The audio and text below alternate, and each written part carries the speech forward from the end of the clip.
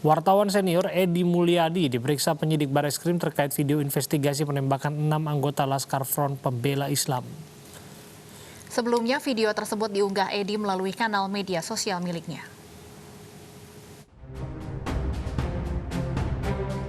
Wartawan senior Edi Mulyadi hari ini memenuhi panggilan penyidik Direktorat Tindak Pidana Umum Bareskrim Polri untuk diperiksa sebagai saksi dalam kasus penembakan 6 anggota Laskar Front Pembela Islam.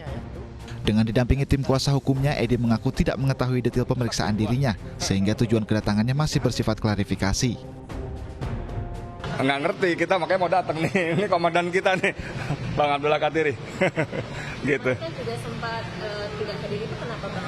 Saya udah kasih pemberitahuan ke penyidik, saya berhalangan ada kegiatan lain. Jadi kalau kalian ada yang tulis, ada yang bilang mangkir, aduh jangan gitulah ya. Sama-sama, kan wartawan juga, jangan gitu-gituin. Abang-abang juga. Bukan abal-abal juga. Abang-abang. Sementara itu, kuasa hukum Edi Mulyadi Abdullah Al-Katiri menyebut video yang diunggah Edi melalui kanal YouTube miliknya tidak bisa dijerat hukum, sebab Edi berprofesi sebagai jurnalis sehingga jika ditemukan pelanggaran, maka harus terlebih dahulu diproses oleh Dewan Pers. Karena memang dilindungi oleh Undang-Undang Pers nomor 40 tahun 99 yang mana aplikasinya itu ada MOU antara Kapolri dengan Dewan Pers.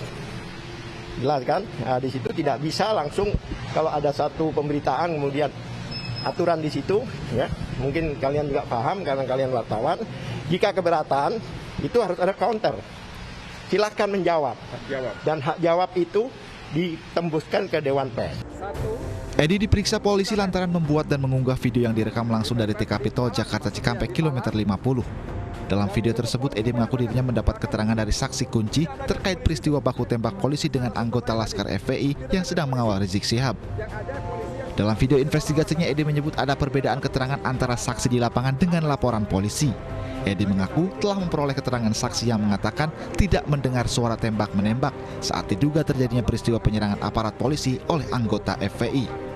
Dari Jakarta, Nadia Valeri dan Galih Bagas, iNews melaporkan. Sebelumnya, Bareskrim Polri telah menggelar rekonstruksi tewasnya 6 anggota Laskar FPI di sejumlah titik di wilayah Karawang 14 Desember silam. Rekonstruksi melibatkan sejumlah pihak, mulai dari Komnas HAM hingga Kompolnas.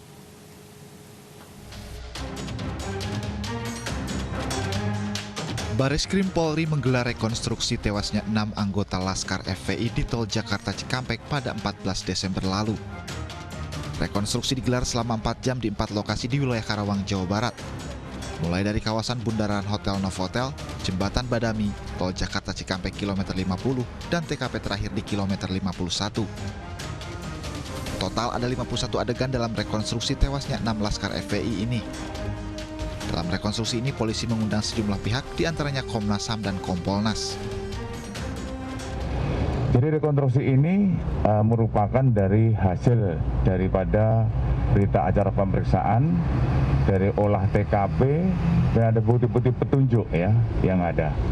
Dan sampai saat ini kita sudah melaksanakan pemeriksaan ada sekitar 26 saksi yang kita lakukan ya.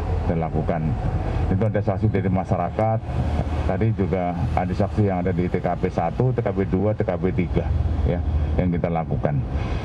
Dan kemudian pada pelaksanaan kegiatan rekonstruksi ini pun kita juga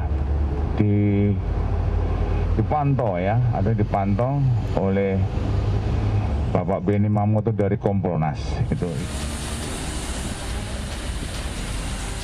Peristiwa penembakan hingga menyebabkan tewasnya 6 Laskar FPI terjadi di kilometer 50 Tol Jakarta Cikampek pada 7 Desember lalu.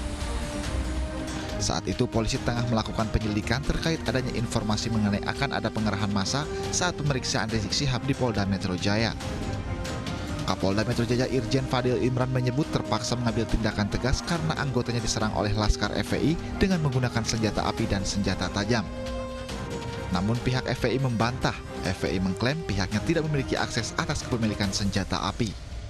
Tim Liputan iNews melaporkan.